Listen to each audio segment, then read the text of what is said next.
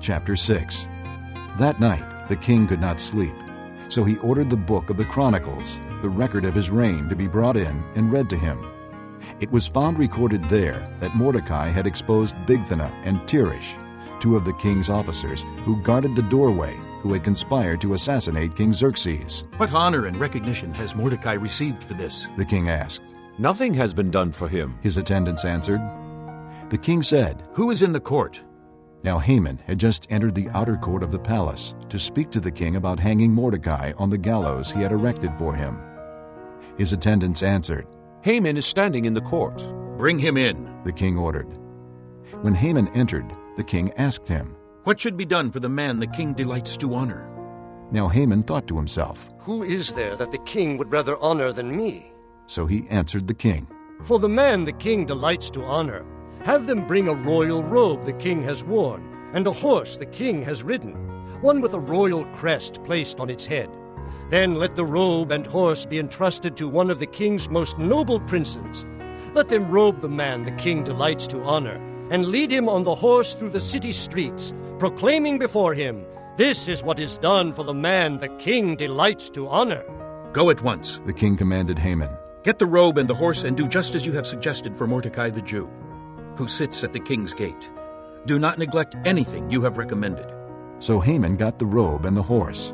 He robed Mordecai and led him on horseback through the city streets, proclaiming before him, This is what is done for the man the king delights to honor. Afterward, Mordecai returned to the king's gate, but Haman rushed home with his head covered in grief and told Zeresh his wife and all his friends everything that had happened to him. His advisers and his wife Zeresh said to him, Since Mordecai, before whom your downfall has started, is of Jewish origin, you cannot stand against him. You will surely come to ruin. While they were still talking with him, the king's eunuchs arrived and hurried Haman away to the banquet Esther had prepared. Chapter 7. So the king and Haman went to dine with Queen Esther, and as they were drinking wine on that second day, the king again asked, Queen Esther, what is your petition? It will be given you. What is your request? Even up to half the kingdom, it will be granted.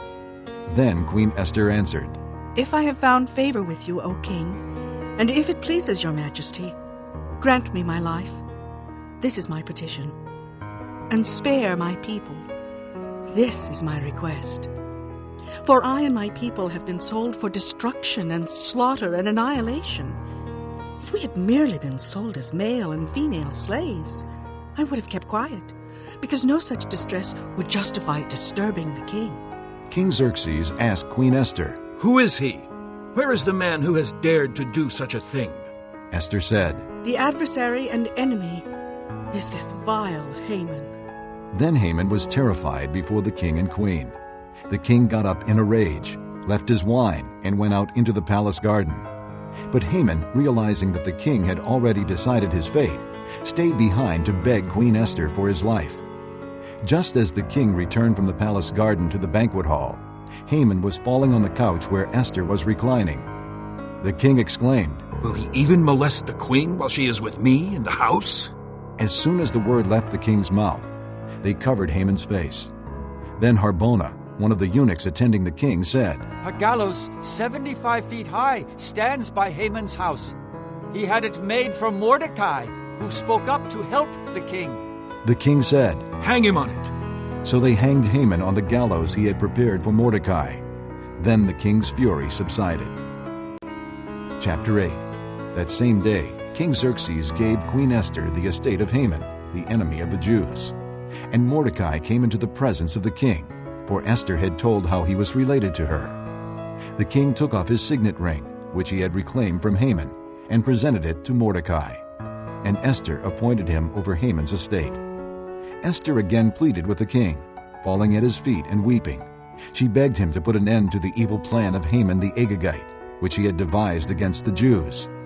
Then the king extended the gold scepter to Esther, and she arose and stood before him. If it pleases the king, she said, and if he regards me with favor and thinks it the right thing to do, and if he is pleased with me, let an order be written, overruling the dispatches that Haman, son of Hammedatha, the Agagite, devised and wrote, to destroy the Jews in all the king's provinces. For how can I bear to see disaster fall on my people? How can I bear to see the destruction of my family? King Xerxes replied to Queen Esther and to Mordecai the Jew, Because Haman attacked the Jews, I have given his estate to Esther, and they have hanged him on the gallows. Now write another decree in the king's name in behalf of the Jews as seems best to you, and seal it with the king's signet ring. For no document written in the king's name and sealed with his ring can be revoked.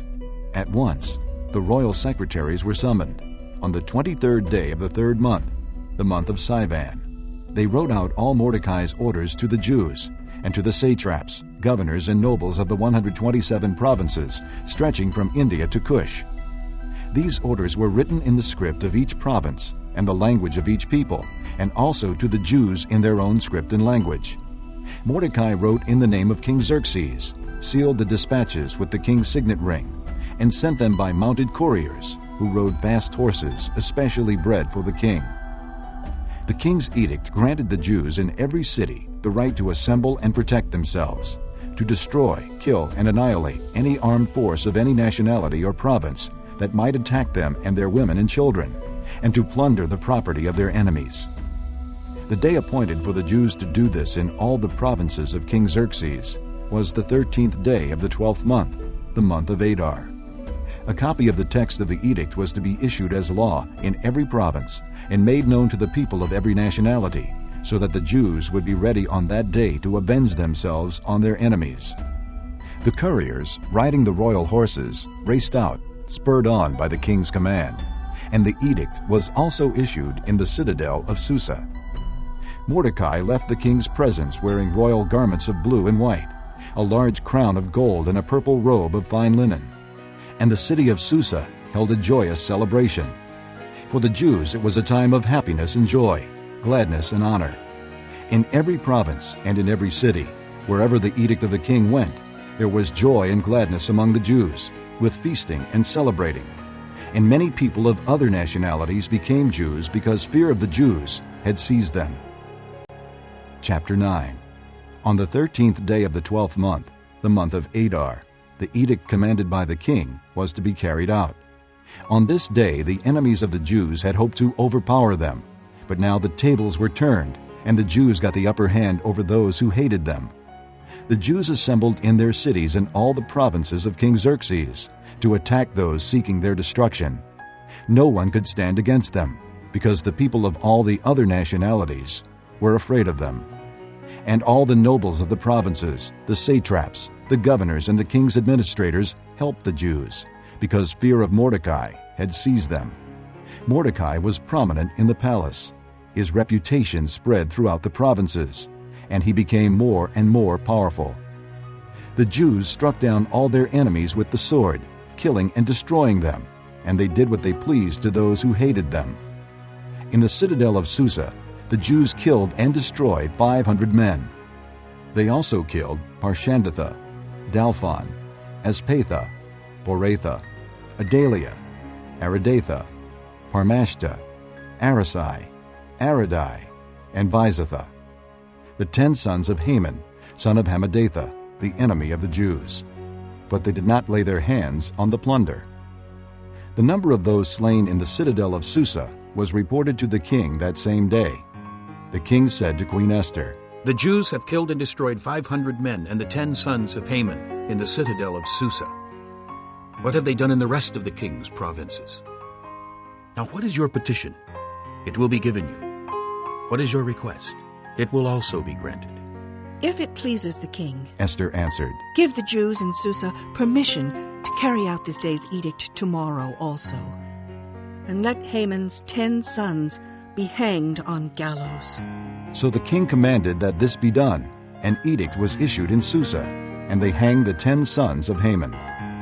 The Jews in Susa came together on the 14th day of the month of Adar, and they put to death in Susa 300 men, but they did not lay their hands on the plunder. Meanwhile, the remainder of the Jews who were in the king's provinces also assembled to protect themselves and get relief from their enemies. They killed 75,000 of them, but did not lay their hands on the plunder.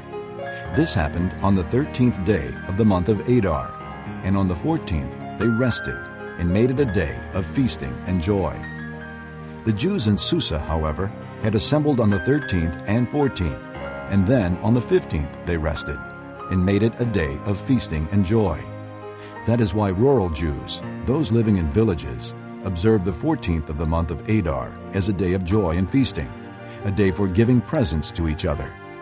Mordecai recorded these events, and he sent letters to all the Jews throughout the provinces of King Xerxes, near and far, to have them celebrate annually the 14th and 15th days of the month of Adar, as the time when the Jews got relief from their enemies, and as the month when their sorrow was turned into joy, and their mourning into a day of celebration. He wrote them to observe the days as days of feasting and joy, and giving presents of food to one another, and gifts to the poor.